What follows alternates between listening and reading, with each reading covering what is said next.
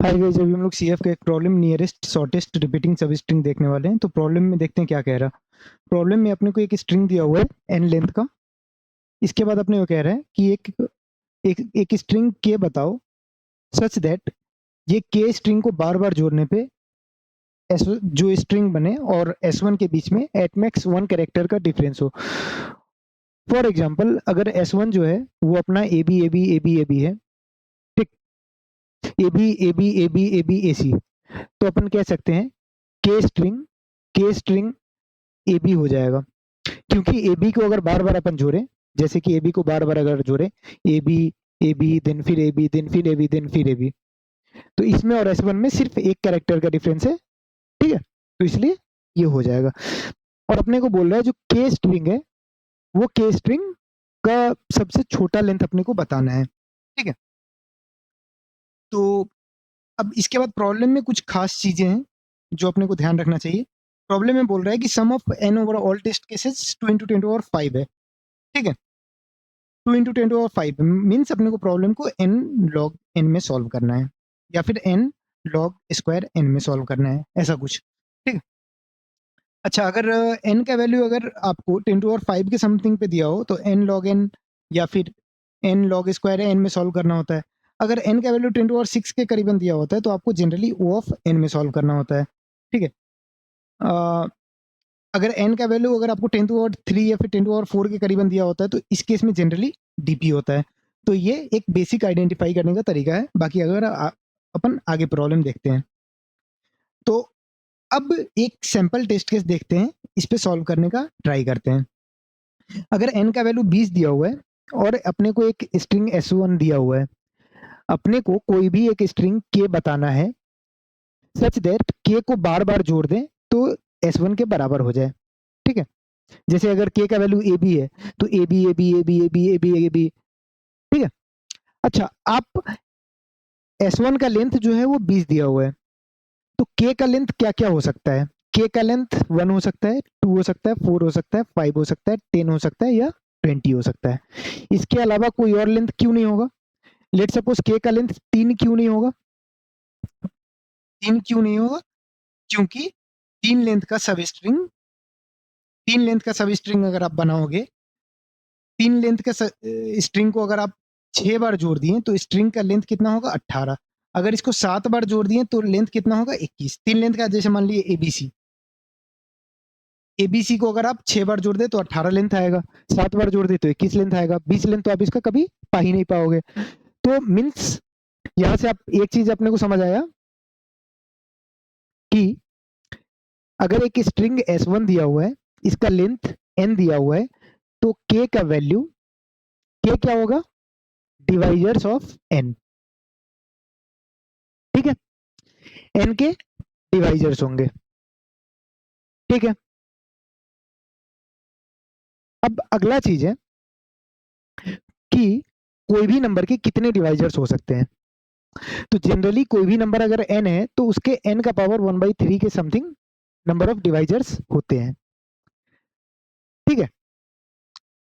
तो अब अपने को जैसे अगर अपने को कोई भी एक स्ट्रिंग दिया हुआ है एबीसी एबीसी एबीसी एबीडी ऐसा कुछ दिया हुआ है, n का वैल्यू लेट सपोज 12 दिया हुआ है, तो अपन n के सारे डिवाइजर से k का वैल्यू निकाले। जैसे k का वैल्यू 3 आ गया तो हम लोग कहें कि भैया 3 लेंथ का स्ट्रिंग पकड़ो और इसको रिपीट करके देख लो, ठीक है। एबीसी क्या क्या 3 लेंथ का रिपीट हो रहा है?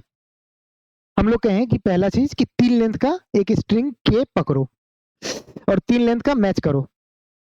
हाँ, पहला तीनों मैच कर गया, ठीक है। फिर ये तीनों से ये तीनों भी मैच कर गया, ठीक है। फिर फिर ये तीनों से ये तीनों भी मैच कर गया, ठीक है।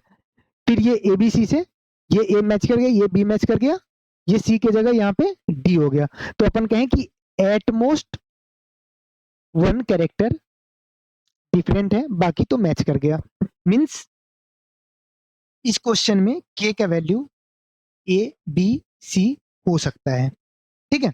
और लेंथ का वैल्यू 3 हो सकता है। तो अगर अपने को के का वैल्यू पता चल गया, के का वैल्यू अगर अपने को पता चल गया कि भैया के का वैल्यू, जैसे इस केस में मान ले कि अपने को पता चल गया के का वैल्यू 6 है, तो अपन सीधा एक स्ट्रिंग लेंगे 6 लेंथ का और मैच करा लेंगे। जैसे 6 लेंथ का क्या स्ट्रिंग हो गया, एबीसी एबीसी। अपन कहें 6 लेंथ का रिपीट हो रहा है क्या, 6 लेंथ का रिपीट कैसे चेक कर लेंगे, पहला वाला 7वां वाला, दूसरा वाला 8वां वाला, तीसरा वाला 9वां वाला, चौथा वाला 10वां वाला, 5वां वाला 11वां वाला, छठा वाला एंड 12वां वाला। ठीक है, ये चीज अपन मैच कर लिए। ठीक है, तो अगर अपने को लेंथ के पता चल जाए देन प्रॉब्लम बहुत इजी है। और लेंथ के क्या है, डिवाइजर्स ऑफ एन है। ठीक है, तो अब प्रॉब्लम हो गया सॉल्व, बस इतना ही करना था इस प्रॉब्लम में। प्रॉब्लम के अंदर जो मेन कंसेप्ट थे वो थे आपको डिवाइजर्स का थोड़ा सा आपको नॉलेज होना चाहिए बस।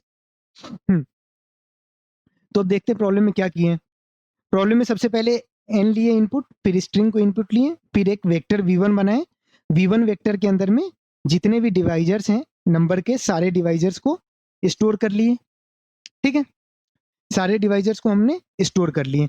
अब हम कह रहे हैं कि सारे डिवाइजर के लिए क्या किए, सारे डिवाइजर के लिए अब क्या किए, जैसे कि अगर n का वैल्यू 12 था, 12 लेंथ का एक स्ट्रिंग था और डिवाइजर का वैल्यू 3 आ गया, तो हम कहें A B C A B C A B C A B D, 3 length था। अगर अगर 3 लेंथ का डिवाइजर है, आई का वैल्यू अगर अपन 3 ले लिए, तो उस केस में अपन क्या कह रहे हैं कि पहला वाला जो लेंथ है, पहला वाला, चौथा वाला, 7वां वाला, 11वां वाला, 1 4 7 और 10वां वाला।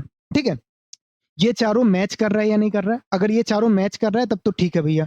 ऐसे ही बी को दूसरा वाला, 5वां वाला, 8वां वाला, 11वां वाला को मैच कर लिए। ऐसे ही सी को तीसरा वाला, छठा वाला, 9वां वाला, 12वां वाले को मैच कर लिए। ठीक है, और इसके लिए हम क्या किए हैं, इसके लिए हमने यूज करा है मैप।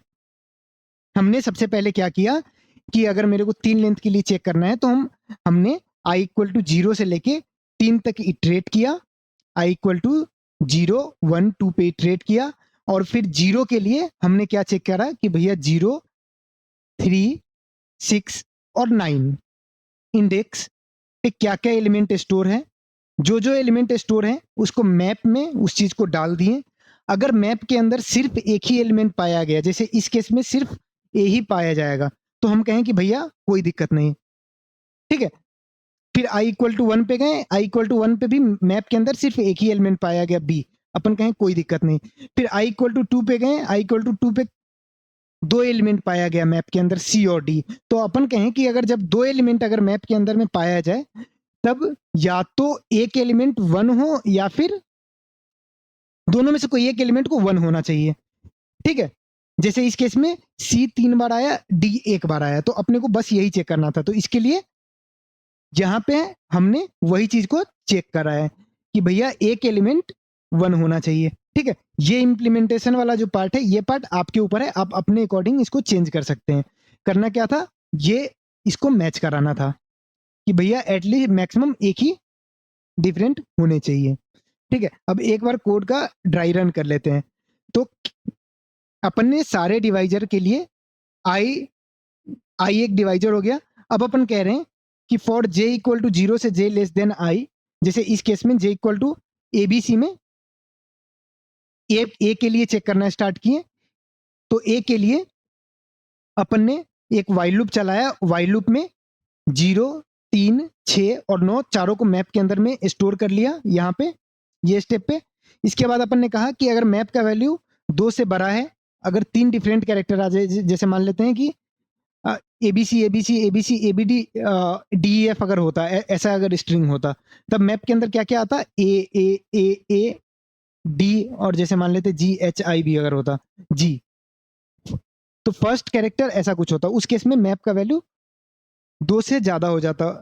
ठीक है, तो अपन कहते हैं इस केस में नहीं लेंगे अपन। अगर सिर्फ 2 ही डिफरेंट कैरेक्टर हैं तभी अपने को लेना है। ठीक है, अगर 2 डिफरेंट कैरेक्टर है तो काउंट 1 का वैल्यू प्लस प्लस कर लिए, और फाइनली अगर अपन कहें कि काउंट 1 का वैल्यू सिर्फ 1 है, मतलब पूरे स्ट्रिंग में सिर्फ एक ही डिफरेंट कैरेक्टर है, तब तो यही वाला डिवाइजर आंसर हो जाएगा। तो अपन ने उसको प्रिंट कर दिया। Thanks for watching the video.